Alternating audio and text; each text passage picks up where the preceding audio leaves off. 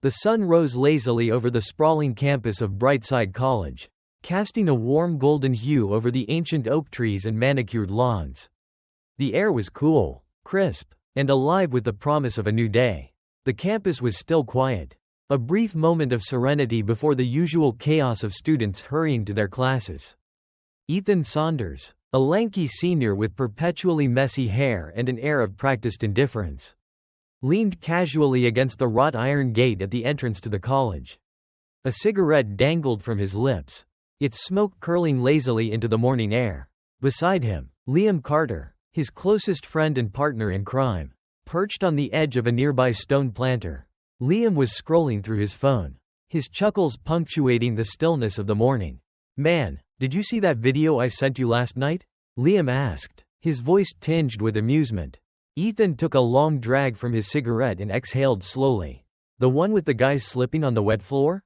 "Yeah," Liam said, grinning. "Classic. People are so clueless sometimes." Ethan smirked, almost as clueless as Mr. Callahan when he tries to work the projector in class. The two erupted into laughter, their voices carrying across the quiet campus.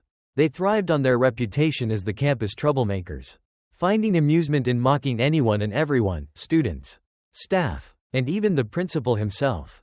Their sharp tongues and quick wit were their weapons, and they wielded them recklessly. As their laughter faded, a figure appeared in the distance, walking steadily toward the gate. Ethan squinted at the approaching silhouette. A woman dressed in a crisp navy blue suit, her salt and pepper hair catching the morning light. She moved with purpose, her polished black heels clicking softly against the pavement. A sleek leather briefcase hung from her hand, completing her poised and professional appearance. "Who's that?" Liam muttered, nodding toward the woman. "No idea," Ethan replied, his tone dismissive. "Probably some new admin staff or something." The woman stopped a few feet away from them, her gaze sweeping over the campus before settling on the two boys. Her expression was calm, almost warm, but there was a quiet authority in her posture that made Ethan shift uncomfortably. "Good morning," she said, her voice smooth and confident. "Could you direct me to the principal's office?" For a moment, there was silence. Ethan and Liam exchanged a glance, their expressions quickly shifting from indifference to amusement. "The principal's office?" Liam repeated, his tone dripping with mock sincerity. "Sure, it's, over there." He gestured vaguely toward a small maintenance shed at the edge of the campus. Ethan smirked, leaning forward slightly. "But wait, are you here for the janitor job or something?" "The broom closet's probably closer to where you need to be." Liam snickered, catching the cue. "Yeah, or maybe try the service entrance around the back. This gate's for students and staff." The woman's expression didn't change. She stood still, her gaze steady as she observed them. There was no anger, no visible reaction to their words, just an unsettling calmness that seemed to throw the boys off balance. "I'm here to meet the principal," she said again, her tone measured. Ethan, emboldened by her lack of response, pretended to take her seriously for a moment before breaking into a grin. "Well, you might have to wait. Pretty sure the principal's not in the market for whatever it is you're selling." Liam burst out laughing, clapping Ethan on the shoulder. "Good one, man, but seriously, lady, you might want to check the classifieds. I'm pretty sure they're hiring for the kitchen staff too." Their laughter echoed across the empty campus, a grating sound that carried an air of smug superiority. The woman stood silently, her hands clasped around the handle of her briefcase. She didn't flinch or frown, but there was a weight in her eyes, a heaviness that spoke of years of enduring this kind of treatment. Before she could respond, the sound of footsteps interrupted the moment. From the direction of the main building, an older man approached. He was tall and slightly stooped, his gray hair neatly combed and his suit impeccably tailored. "Ms. Edwards," the man called out warmly, his voice carrying across the courtyard. "Welcome to Brightside College." Ethan and Liam froze, the color drained from their faces as they turned to look at the man, then back at the woman they had just ridiculed. "Thank you, Mr. Callahan," the woman replied, her tone polite but firm. She extended a hand, which he shook enthusiastically. "It's such an honor to have you here." Mr. Callahan continued, his voice brimming with enthusiasm. "I've heard so much about your work, your innovative approach to leadership, your contributions to educational reform. We're truly lucky to have you as our new principal." Ethan and Liam stared at each other. Their jaws slack. The words hit them like a ton of bricks. "She's what?" Ethan whispered, barely audible. "The new principal," Liam muttered, his voice cracking slightly. Oblivious to their discomfort, Mr. Callahan turned to the boys with a smile. "Oh, I see you've already met Dr. Edwards. She's got one of the sharpest minds in the field of education. And I have no doubt she'll do amazing things for this college." Dr. Maya Edwards shifted her gaze to Ethan and Liam, her expression unreadable but penetrating. "If you'll excuse me," she said to Mr. Callahan, "I'd like a moment to speak with these students privately." "Of course, ma'am," Mr. Callahan replied, stepping back with a nod. "I'll be in my office if you need anything." As he walked away, Dr. Edwards turned her full attention to the two young men. Her silence was heavy, and for the first time in their lives, Ethan and Liam felt the weight of their actions. Their cocky smirks were gone, replaced by wide-eyed anxiety. "Follow me," she said simply, her tone leaving no room for argument. Ethan and Liam obeyed, their earlier bravado completely gone. They trailed behind her, their minds racing with dread. For the first time, they were forced to confront the consequences of their actions, and they weren't ready for what was coming next. Dr. Maya Edwards led Ethan and Liam to a quiet corner of the campus, away from the main pathways and prying eyes. Her heels clicked rhythmically against the pavement, each step adding to the growing tension between the two boys. Ethan fiddled with the hem of his jacket, and Liam kept his eyes glued to the ground, their earlier confidence completely shattered. They stopped beneath a sprawling oak tree near the edge of the campus. A wooden bench sat in its shade, and Dr. Edwards gestured for them to sit. The boys hesitated for a moment before reluctantly obeying, perching on the edge of the bench like scolded children. Dr. Edwards remained standing, her arms crossed lightly as she studied them in silence. The air was thick with tension, and neither Ethan nor Liam dared to break it. Ethan shifted uncomfortably, while Liam tapped his foot nervously against the ground. Finally, Dr. Edwards spoke, her voice calm but laced with authority. "You know," she began, "I could have you both expelled right now." Ethan's head shot up, his face pale. "Expelled? But, we're just students. Not staff." Dr. Edwards raised an eyebrow. "Exactly. As students, you're here on the institution's terms, not your own. Disrespecting staff, especially your principal, is a serious violation of the school's code of conduct." Liam swallowed hard, his voice barely a whisper. "We didn't know." Dr. Edwards raised a hand, silencing him. "Stop. Don't even try to justify what you did. You didn't know who I was. But that doesn't excuse your behavior. It only reveals something deeper." The boys exchanged uneasy glances, unsure of how to respond. "I want you to think about this," she continued, her gaze steady and unflinching. "What made you assume I was here for a janitorial job? What made you feel it was acceptable to mock me? To degrade me, based on nothing more than my appearance?" Ethan opened his mouth to respond, but quickly closed it, realizing he had no reasonable explanation. Liam shifted uncomfortably, still staring at the ground. Dr. Edwards let the silence hang for a moment before speaking again. "Racism isn't always about hatred. Sometimes, it's about ignorance, the assumptions you've absorbed from the world around you. But those assumptions have real consequences. They hurt people, they dehumanize people, and they perpetuate a cycle that holds us all back." She paused, her words sinking into the stillness of the morning. The wind rustled the leaves above them, the only sound breaking the heavy silence.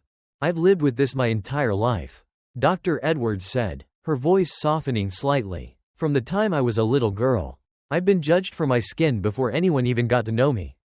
I've been overlooked, underestimated, and ridiculed. And yet, here I am, standing before you as the principal of this college. Do you know how much harder I've had to work to get here? How many obstacles I've had to overcome that you'll never even have to think about?" Ethan and Liam looked up at her, guilt etched into their expressions. The weight of her words settled heavily on their shoulders. "You think it's funny to make jokes about someone's race?" she continued, her tone sharpening again. "Do you know what that does to people? It chips away at their confidence, their sense of worth. It tells them they don't belong, that they're less than. And for what? So you can have a laugh?" Liam finally looked up, his eyes meeting hers. "We didn't mean it like that," he mumbled. "We were just messing around." "Messing around," Dr. Edwards repeated, her tone sharp. You think racism is a joke? Let me tell you something. Liam, racism isn't just a punchline. It's a poison. It's the reason why so many talented, brilliant people are held back from achieving their full potential. It's the reason why our society is still so divided. And every time you make a joke like that, you're feeding into it. Ethan cleared his throat, his voice unsteady. We didn't think it was a big deal. That's exactly the problem, Dr. Edwards said, her gaze piercing. Too many people don't realize how harmful their words and actions can be. But it's time you started thinking about it. Because if you don't, you'll carry this mindset into the rest of your lives. And the world doesn't need more people who tear others down. It needs people who lift others up. The boys nodded slowly, their bravado completely shattered. Dr. Edwards took a deep breath, her tone softening to one of measured patience. I'm not going to expel you. Not today. Because expelling you wouldn't solve the problem, it would only push it somewhere else. Instead, I'm giving you a chance to change. But make no mistake, this is your one and only warning. If I ever hear of you treating someone this way again, there will be consequences. Ethan and Liam nodded earnestly, their faces a mix of shame and determination. Now, Dr. Edwards said, her voice firm but not unkind, I want you to think about what kind of people you want to be. Do you want to be the kind of men who judge others based on their skin color? Or do you want to be the kind of men who treat everyone with respect and dignity? Liam hesitated before speaking. We want to be better. We do. Dr. Edwards studied them for a long moment, her expression unreadable. Finally, she nodded. Good. But wanting to be better isn't enough. You have to act on it. You have to challenge your own assumptions. Unlearn the biases you've been taught. And educate yourselves about the experiences of others. It's not easy, but it's necessary. Ethan glanced at Liam, then back at Dr. Edwards. How do we start? He asked quietly. A faint smile tugged at the corners of her lips. Start by listening, by learning. There are books, documentaries, conversations you can have, but most importantly, start by treating people the way you'd want to be treated. It's as simple and as difficult as that. She straightened, her composure as steady as ever. I'll be watching, she said, her voice firm, and I'll expect to see progress. Don't disappoint me. With that, she turned and walked away, leaving Ethan and Liam sitting on the bench, their thoughts swirling. For the first time, they felt the weight of their actions, not just as a potential punishment, but as a profound realization of the harm they had caused. Neither spoke for a long time, each lost in his own thoughts. Finally, Ethan broke the silence. We really messed up, didn't we? Liam nodded. Yeah, but maybe we can fix it. Maybe we can be better. Ethan looked toward the main building, where Dr. Edwards had disappeared. I think we had to be. The morning after their conversation with Dr. Edwards, Ethan and Liam arrived on campus earlier than usual. Their typical carefree attitudes were gone, replaced by an air of unease and determination. The sun had barely risen, and the campus was still cloaked in the quiet calm they usually enjoyed mocking. This time, there were no jokes. Ethan glanced at Liam as they walked through the main gate. So, what do we do now? Liam shrugged, his shoulders tense. I guess we start by doing what she said. Listening, learning. Ethan raised an eyebrow. And how do we do that?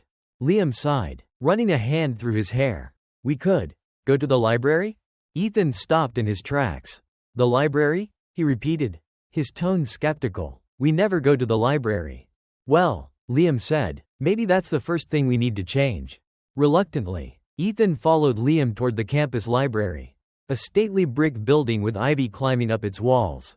Inside, the atmosphere was hushed and scholarly, a stark contrast to the boisterous energy of the cafeteria or the quad. The boys stood awkwardly near the entrance, unsure of where to start. Behind the counter, Mrs. Blair, the librarian, looked up from her computer. She was a stern but kind woman in her 60s, known for her no-nonsense demeanor. Her sharp eyes narrowed as they landed on Ethan and Liam. They weren't exactly known for their academic pursuits, and their presence in the library was suspicious at best. Can I help you boys? She asked, her tone cautious but polite.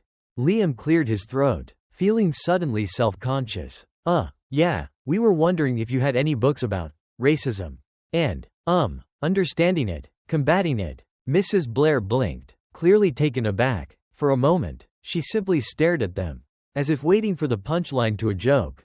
But when none came, her expression softened. Racism, she repeated, her tone thoughtful. You mean books about its history?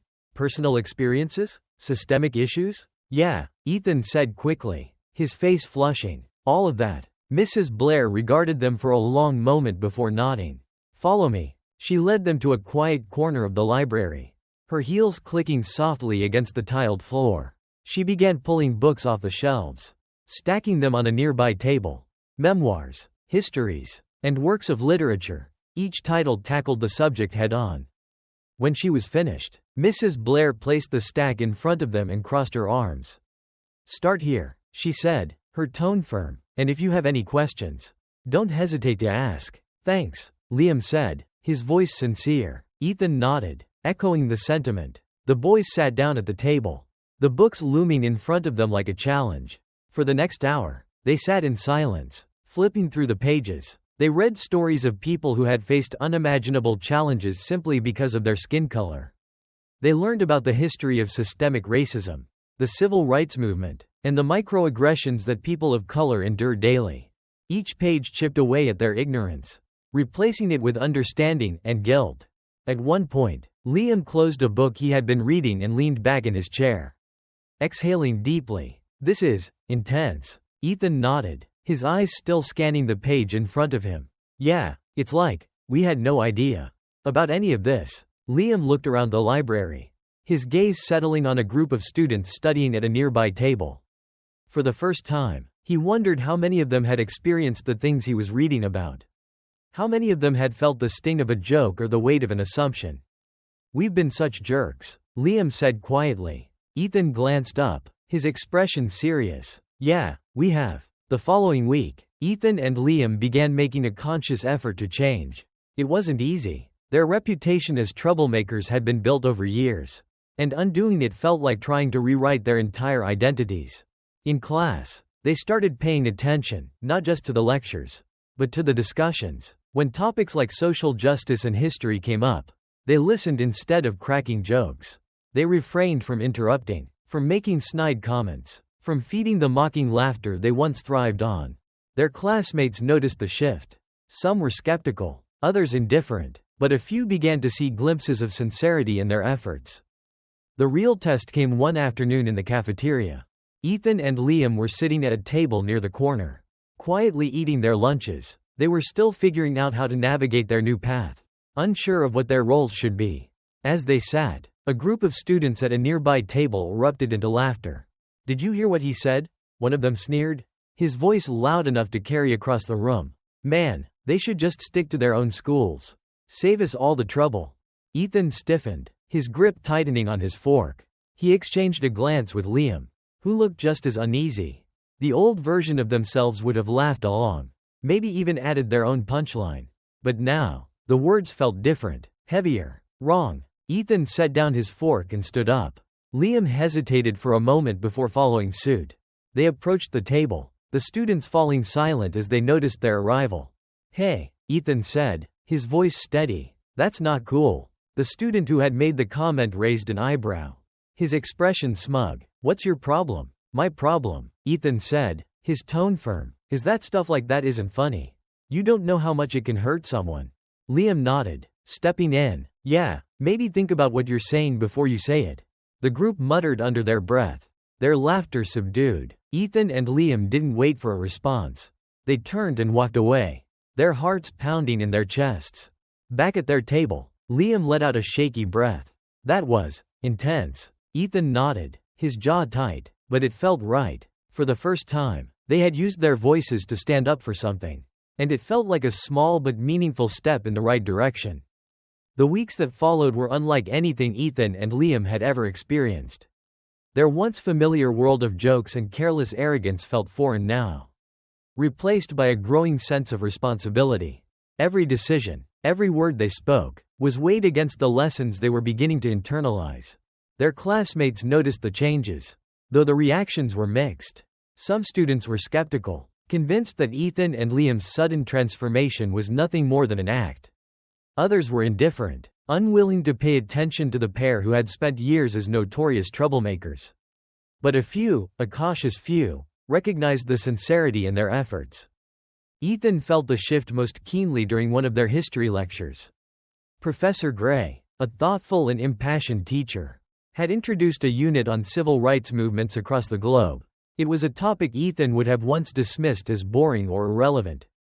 But now, he listened intently, scribbling notes in his notebook and raising his hand to ask questions. At one point, the professor paused, glancing at Ethan with a small smile. "You've been particularly engaged this week, Ethan," she said. "Do you have a personal interest in this topic?" The class turned to look at him, their expressions ranging from surprised to amused. Ethan hesitated, feeling the weight of their stares. I'm trying to learn more," he said, his voice steady despite the blush creeping up his neck. "It's important." Professor Gray nodded approvingly. "I couldn't agree more." From the back of the room, Liam gave Ethan a subtle thumbs up, a silent acknowledgement of his courage. The diversity initiative at Brightside College had always been a small, underfunded effort, run by a handful of students passionate about fostering inclusion. It was the kind of club Ethan and Liam had never paid attention to, until now. One afternoon, the boys approached the group's table during the campus fair. A sign reading, "Brightside Diversity Alliance," stood propped up next to a stack of pamphlets. A student named Rachel, a senior known for her outspoken nature, looked up from the table and arched an eyebrow. "Ethan? Liam? What are you two doing here?" Liam shifted uncomfortably. We want to help." Rachel's eyes narrowed. "Help? With what? Cracking jokes at our expense?" Ethan raised his hands defensively. "Look, we know we've been terrible in the past. But we're trying to change. And we want to do something meaningful." Rachel studied them for a long moment, her expression unreadable. Then she sighed. "All right, we'll give you a shot. But you'd better take this seriously." "We will," Liam said earnestly. Over the next few weeks, Ethan and Liam immersed themselves in the work of the Diversity Alliance. They attended meetings, helped organize events, and participated in discussions about inclusion and equity. At first, their presence was met with skepticism, but as they demonstrated their commitment, the barriers began to break down. One of their first projects was organizing a campus-wide event called Voices of Change, a platform for students from diverse backgrounds to share their experiences. Ethan and Liam volunteered to handle logistics, setting up chairs, arranging microphones, and ensuring the event ran smoothly. When the day arrived, the boys sat in the audience, listening intently as their peers shared deeply personal stories. A freshman named Maria spoke about the struggles her family faced as immigrants. Another student, Jordan, recounted the challenges of being openly gay in a conservative community. By the end of the event, Ethan and Liam were overwhelmed by the sheer depth of the stories they had heard. They approached Maria and Jordan afterward, their voices filled with gratitude. "Thank you for sharing that," Ethan said. "It really opened my eyes." Maria smiled softly. "Thank you for listening." The true test of their resolve came one afternoon in the quad.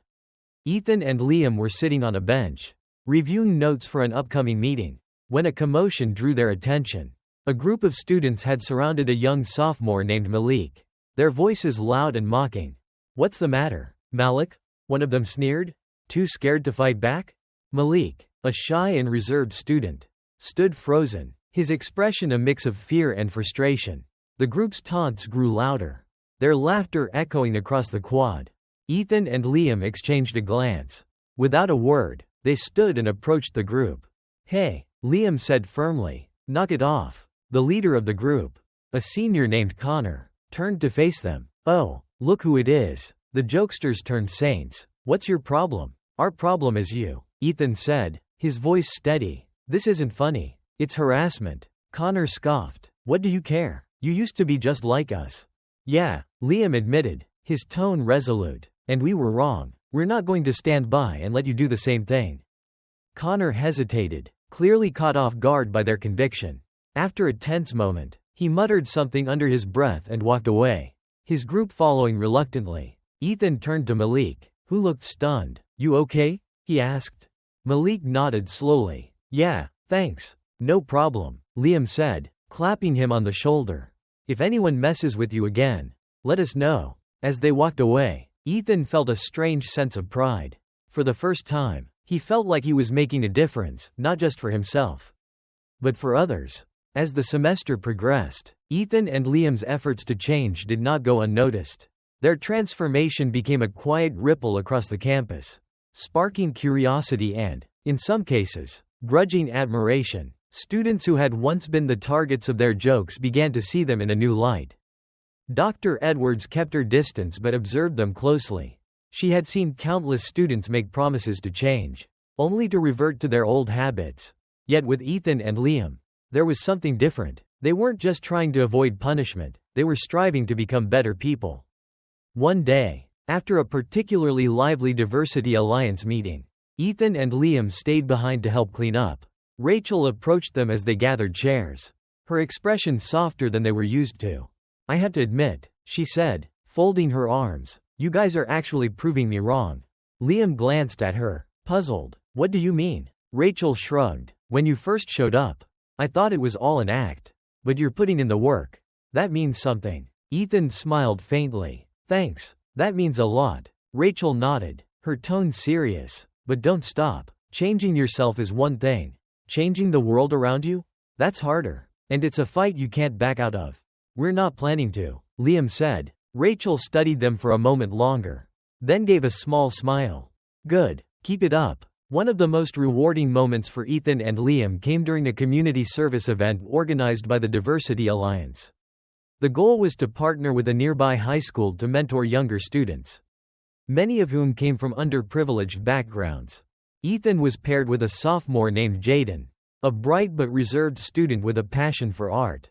At first, Jaden was hesitant to open up, but Ethan's patience eventually paid off. "What kind of stuff do you like to draw?" Ethan asked as they sat in the high school's art room. Jaden shrugged. "I don't know. Just things I see. People, places." Ethan nodded. "That's cool. Can I see something you've done?" Reluctantly, Jaden pulled out a sketchbook and flipped through the pages. Ethan was blown away by the level of detail and emotion in the drawings. "Wow," he said, genuinely impressed. "This is amazing. You've got serious talent." Jaden's eyes lit up for the first time. "You think so?" "Definitely," Ethan said. "Have you ever thought about entering a contest or showing your work somewhere?" Jaden shook his head. "No one would care." Ethan leaned forward, his tone firm. "I care. And I bet a lot of other people would too. You just have to believe in yourself." The interaction left a lasting impression on Ethan.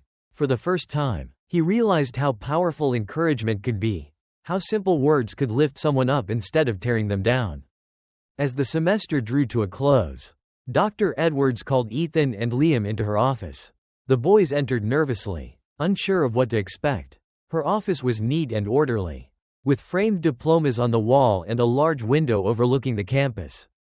"Sit," she said, gesturing to the chairs in front of her desk. They obeyed, their posture tense. "I've been keeping an eye on you," Dr. Edwards began, her tone measured, "and I have to say, I'm impressed." Ethan and Liam exchanged a surprised glance. "You are?" Liam asked. "Yes," she said. "I've seen the way you've been conducting yourselves, joining the Diversity Alliance, mentoring younger students, standing up for what's right. That takes courage." "Thank you," Ethan said quietly. "We've been trying." Dr. Edwards leaned back in her chair. "Studying them, but I want you to understand something. Change isn't a destination, it's a journey. You've made progress, but the work isn't over.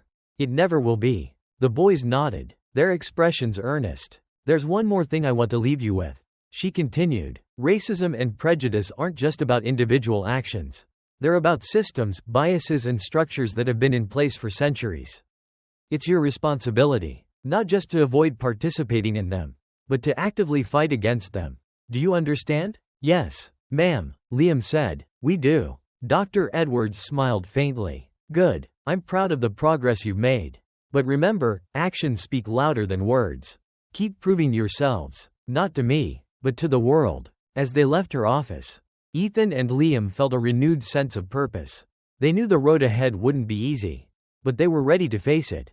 By the end of the semester, Ethan and Liam had become almost unrecognizable from the boys they had been at the start of the year. Their involvement in the Diversity Alliance grew deeper, and they forged genuine friendships with students they had once ignored or mocked. One afternoon, as they walked across campus, they spotted Dr. Edwards reviewing papers on a bench near the main building. They approached her hesitantly. "Dr. Edwards?" Ethan said. She looked up, smiling warmly. "Ethan, Liam, what can I do for you?" "We just wanted to thank you," Liam said, "for everything, for giving us a second chance." Ethan nodded. "Yeah, you didn't have to, but you did, and it changed our lives." Dr. Edwards set down her papers and stood, placing a hand on each of their shoulders. "I didn't do the work, you did. I just gave you the push you needed. But I'm proud of you. Keep going. The world needs people who are willing to fight for what's right." "We will," Liam said, his voice steady. "We promise." As they walked away, Ethan and Liam reflected on how far they had come. They knew their journey wasn't over, but they were ready to keep moving forward, with Dr. Edwards' lessons guiding them every step of the way. The semester ended with a quiet satisfaction that Ethan and Liam had never experienced before. Their once chaotic lives had been replaced by a steady rhythm of growth, reflection, and purpose. For the first time, their futures felt like something they could shape, rather than just drift toward. The campus buzzed with excitement as students and families gathered for the graduation ceremony. The sprawling lawn was filled with folding chairs, colorful banners, and the hum of conversations. Ethan and Liam sat together in their caps and gowns, their names listed among the graduates. "Can you believe we made it?" Liam asked, adjusting his cap. Ethan smirked. "Barely, but yeah." When their names were called, they walked across the stage with pride, shaking hands with the faculty and receiving their diplomas. In the crowd, Dr. Edwards watched with a small, knowing smile. She had seen many students pass through the gates of Brightside College, but these two had left a mark. After the ceremony, Ethan and Liam sought out Dr. Edwards. They found her standing near the edge of the lawn, speaking with Mr. Callahan. When she saw them approach, she excused herself and turned to greet them.